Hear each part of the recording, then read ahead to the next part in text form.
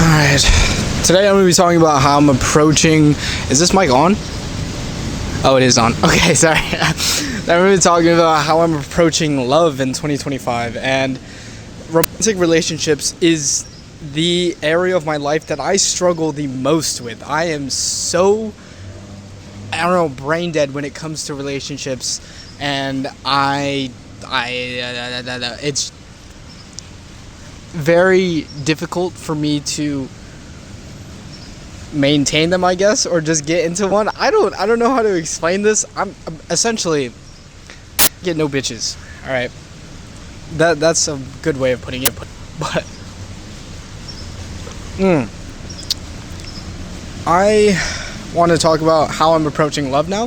In 2025, I've learned a lot about myself, what I want to look for in a partner. And I feel I'm ready now for a mature, long-term relationship. And I thought I was like this before. I would say in maybe high school. I thought I was at that stage in life where I was like, yo, I'm so mature and I have so much value to offer in a relationship. You know, I could be a good boyfriend. I thought I was this person all the way through high school. But it turns out I was not, and I got into my first relationship in college, and that was a rude awakening that I was, one, not good enough at the time, and it just made it very apparent that I needed to improve. And that's kind of why I got into self-development and that sort of stuff, and this was at the beginning of 2023. Right, and when I say got into self-development, it's a really weird thing to say because you don't really get into it. Like, you're always trying to improve yourself, right? But when I got into it, it was like a switch flipped. I started researching a bunch on YouTube, watching a bunch of courses, reading a ton of books on self-help, and that's when I discovered Hamza, Imangaji, all these guys that everyone else is talking about now. But that's when I would say I discovered self-improvement or started self-development, and that was because the beginning of 2023 was the worst time of my life, and that was when I was going to delete myself from the world, because at the time my girlfriend broke up with me, and there was a bunch of other stuff going on. I lost all my friends in college, and then my girlfriend breaking up with me was essentially the last straw, and I felt hopeless. I felt as if my life was a guide for other people on exactly how to not live your life or something, because it was just mistake after mistake, and I felt like a failure. So I seriously considered giving up, and then fortunately I was able to reach out to some friends and family, and they helped me see that there's more to life than just this girl, right? And that there are people who are around me and support me and care about me. So I should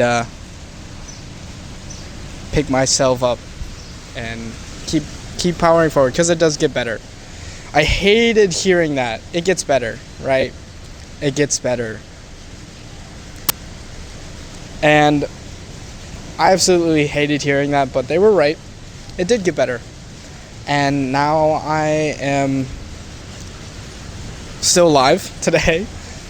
I'm a lot more confident in myself. I've developed my skills, and I have yes, worked on myself and improved who I was since high school.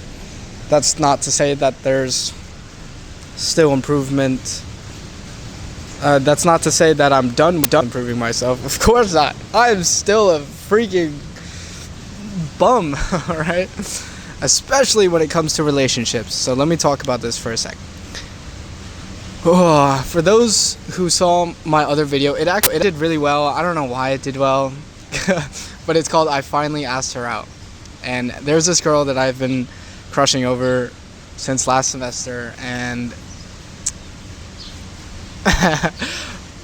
I still really like her, or am interested in her, okay? I don't know her well enough to really like her, fall in love with her, right? And I think the reason why I felt some very, very strong attraction to her in the initial stages was because I fell in love with the idea of her. I pictured us going on these types of dates, having these conversations, how she would look at me. We would make these types of couples content videos because she also makes videos. And also, I hope not many people see this video because I'm really exposing myself here, but I just pictured this amazing life with her, and I got so attached to that fantasy world, right? And I ended up kind of losing myself in the process. So the way that I want to promote love in 2025 is, instead of chasing these women, trying to always pursue them, that can be stressful. I was running a business and I'm a full-time student and I have other responsibilities, right? But the relationship stuff, her not texting me back, I don't know, within a certain time frame, or her responding dryly, really affected me, and it affected the quality of my work. So that's why I do want to develop this area.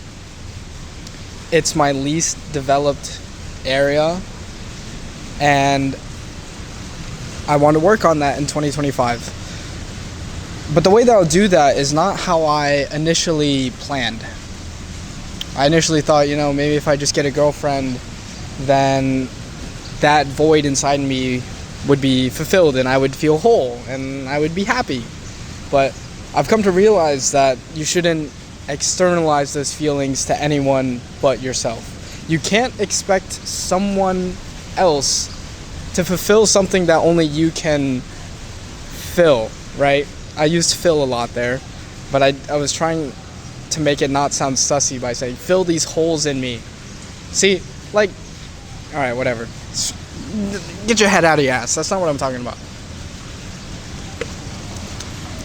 It's just, I've always felt this sort of void, as if I was missing something. And I always thought a girlfriend would help me feel whole, would help fulfill that sort of missing piece in my life. And I've come to realize that that is completely wrong. If you're trying to have a long-term, mature relationship too, you need to be content with yourself, right? You're your own person in a relationship. And this is what I learned from my last relationship, because I wanted to do anything and everything for this girl so that she would never leave me, and we would love each other and stay together forever, right? So I kind of changed my interests. I changed the way I acted. I changed all these sort of things to accommodate what I thought that she would like. And in that, I lost myself. I lost my boundaries, and I wasn't my own person. So that relationship has really taught me that being your own person and being confident in who you are is such a huge thing. That shift that I was talking about, relationships, in developing that area of romantic relationships, it isn't creating the focus around anyone else. It isn't going on more dates. It isn't talking to more girls. It's more about falling in love with myself, because I need to be able to love who I am, be confident in my own skin, in order to offer that same love to someone else. There's this quote that I absolutely love, and it is, "You cannot pour from an empty cup." How can you expect to offer this amazing world and dream life and love and care to this completely other person that you can't even offer to yourself? And that is a very tough pill for me to swallow, because last semester I was like, I could buy her these things, I could take her on these dates, and I would give her so much love and care, and she would never want to leave me. But even if I did do that, I probably still wouldn't feel whole, because I need to be able to offer that same love and care to myself. So the way that I'm approaching 2025 is keeping the focus on myself. After being in such a one-sided relationship with this girl from last semester, I've come to realize that I pedestalized her. And I did that because I wasn't confident in who I am. I didn't feel good enough. I didn't feel worthy of her attention. So I tried to do anything and everything to just get a sliver of her time. And that is pathetic. So now I am working on improving my quality of life, what I do, certain hobbies that I enjoy to help me feel whole on my own. And when it comes to relationships, I no longer want to chase women. I mean, when you chase something, it always runs from you, right? There's another quote, it's like, what was it? I mean, you guys have probably heard it. Something about if you chase a butterfly, it'll fly away, but if you build a garden and attract, I don't know. And attract the butterflies, and it's like something, just build your own garden.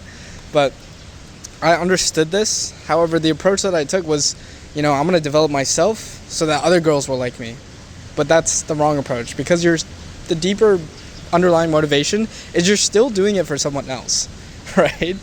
So I really, really hate saying fall in love with yourself, because it's very, spiritual, self-improvement, blah, blah, blah, blah. It's kind of cringe, but it's true. It's true.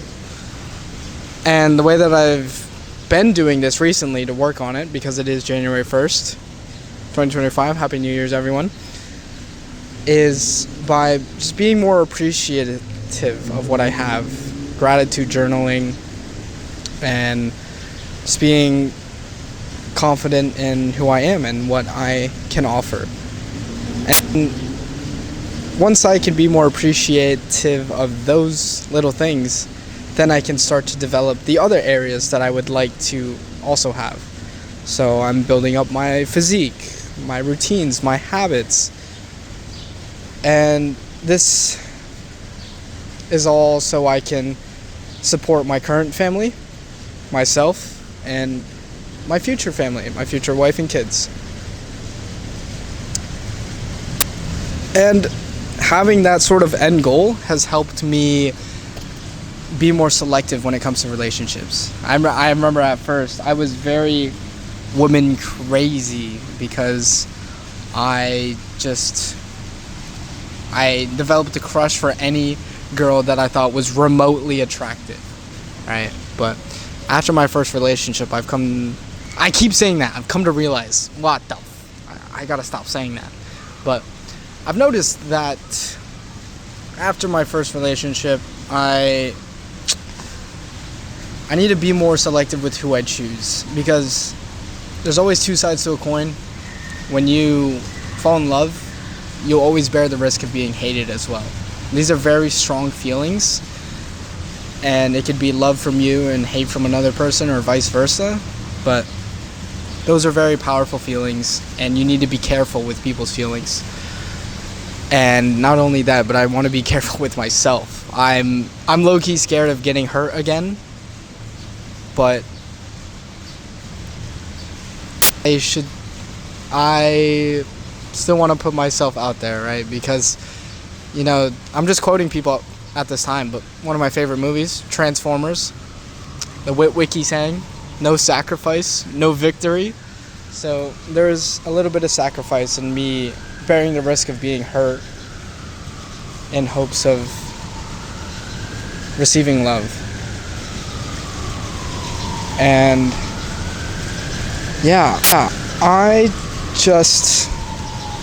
relationship stuff is so unworldly to me. It's so unpredictable. It's so complex for me to comprehend. I don't understand just how to navigate it.